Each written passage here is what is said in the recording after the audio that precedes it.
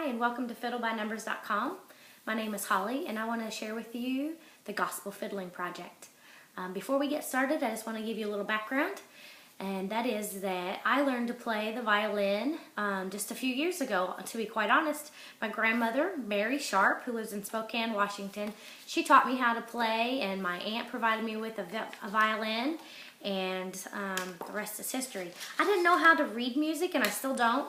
My grandma taught people over 75 years, all her kids and different people in the community, how to play the violin using a tablature method, which I'm going to share with you. And then I took that method and I tweaked it just a little bit and added some color and wrote out some songs, and that's what I want to share with you. But foundationally, I just wanted to share also with you why I'm giving this away for free. God pressed it upon my heart that music was ordained by Him. He created it, and it is spoken about many times in the Bible. Lots of verses refer to praise and worship and music and psalms and psalteries and cymbals and even harps and raising your voice and singing. And a lot of those come from David, but there's some other ones too. Like 1 Chronicles 15:16 says, "And David spake to the chief of Levites to appoint their brethren to be singers with instruments of psalms and psalteries and harps and cymbals, sounding by lifting up the voice with joy." And Nehemiah 12:17 says, "At the dedication of the wall of Jerusalem, the Levites were sought out from where they lived and were brought to Jerusalem to celebrate joyfully the dedication with songs and thanksgiving and with music of cymbals, harps, and lyres." Psalms 147:7 says, "Sing to the Lord with grateful praise, make music to our God on the harp." Ephesians 5:19, "Speaking to one another with psalms, hymns, songs from the Spirit, sing and make music from your heart to the Lord." God had shared music with me. He put it in my heart and gave me a passion to learn it. And He told me through Scripture that freely I have received and freely I'm supposed to give. And not only is praise and worship music a great way to give our thanks to God, it also can be used as a battle weapon.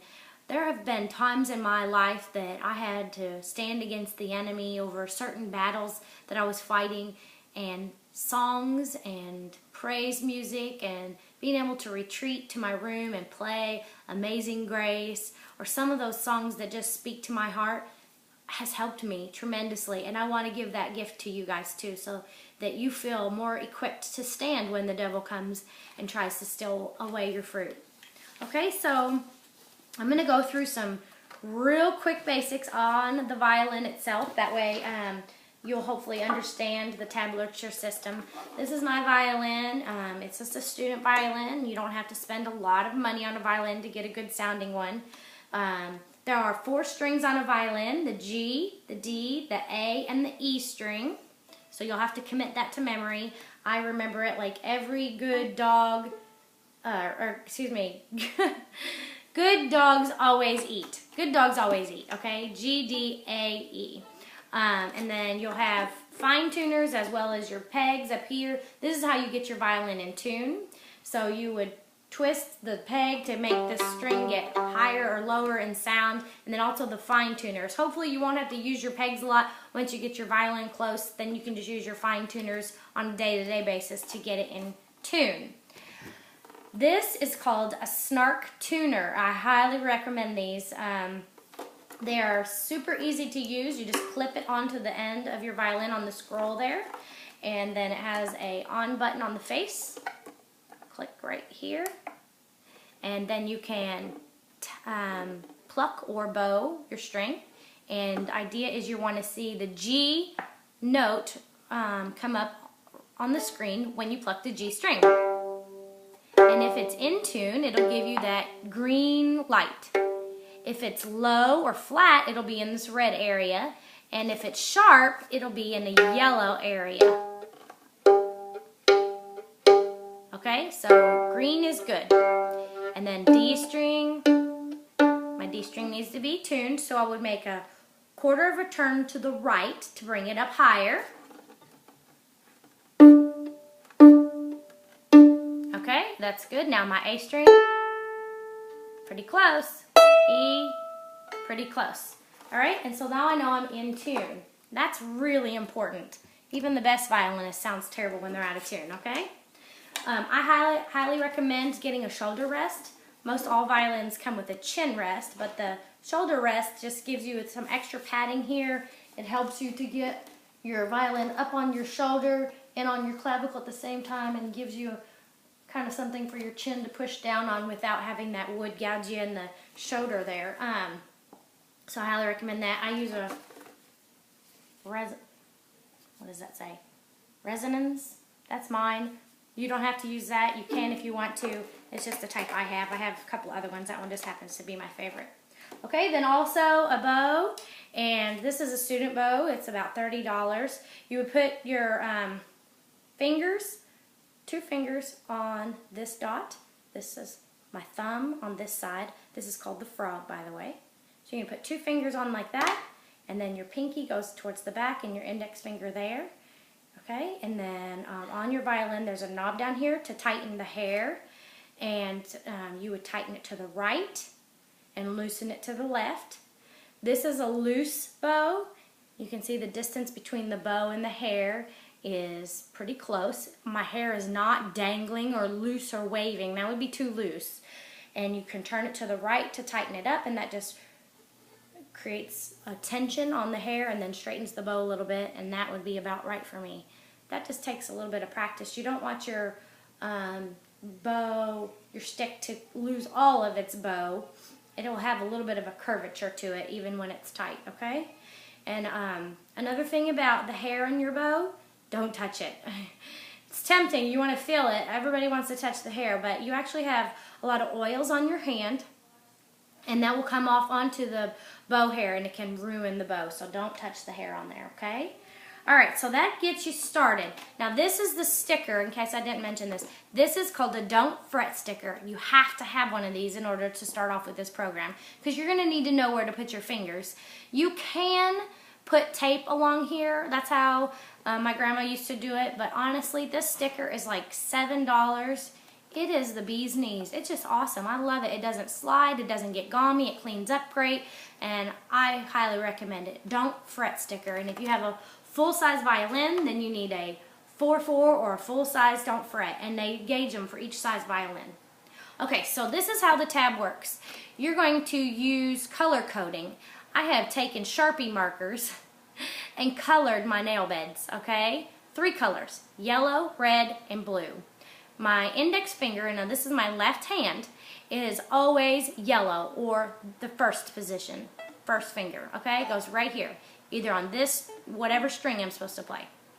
My second finger is red, which is my middle finger, and it would go on the red. And my third finger is blue, and it would go on the blue, okay? So yellow, red, and blue, that's where my fingers go. And the first key I'm going to teach you is the key of D. So we're going to learn where our fingers should go on the violin for the key of D. And that's why I've made these color-coded charts, okay? So key of D, and then you have the string G, D, A, and E. So a G1 should be yellow, and a G2 should be red, and a G3, oops, that's kind of a naughty one. It's breaking the rules, which we'll get to in a minute. D1, yellow, D2, red, D3, blue, yellow, red, blue, yellow, oh, another rule breaker, and then a blue is 3. So these 2 rule breakers, we're not going to learn 4s right now, by the way. We're going to get to that soon, but hopefully you'll keep practicing, and we'll need to talk about those in the future. Okay, so the 2 on the E and the 3 on the G break the rules. Kind of like the word elephant.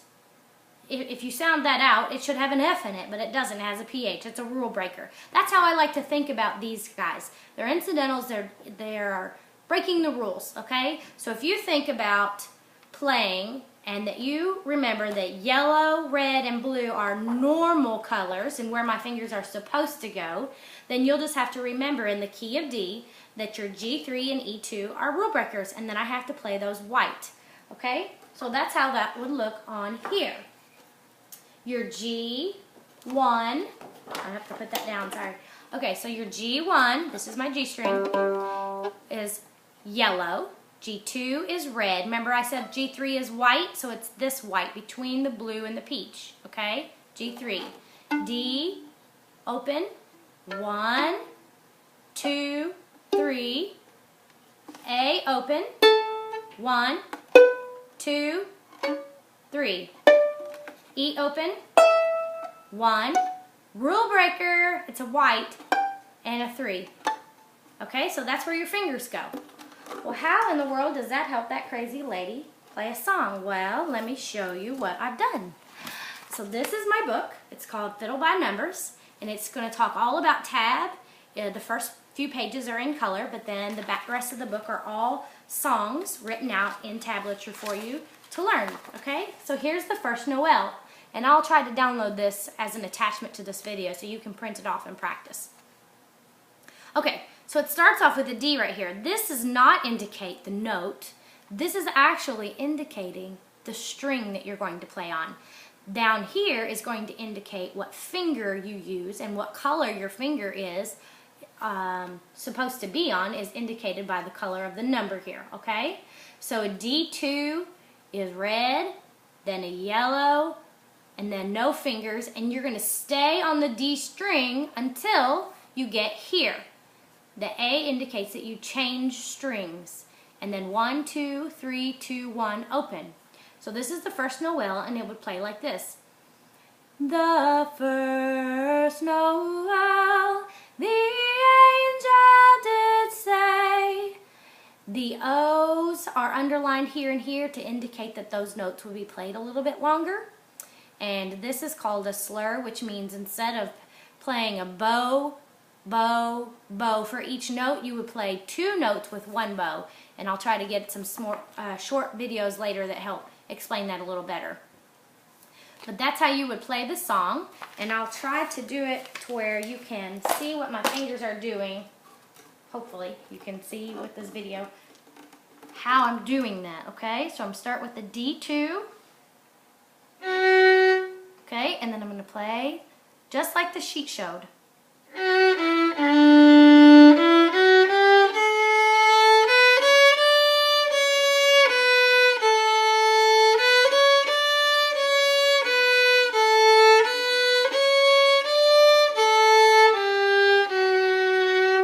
Okay, so that's how it would sound, and I suggest that you start with songs that you know really well or that you've heard 1,000 times, because there's not a real clear way for me to indicate tempo doing it this way. You kind of have to have a feel for the song, or a knowledge of the song and how it would go, or you could play along with somebody else.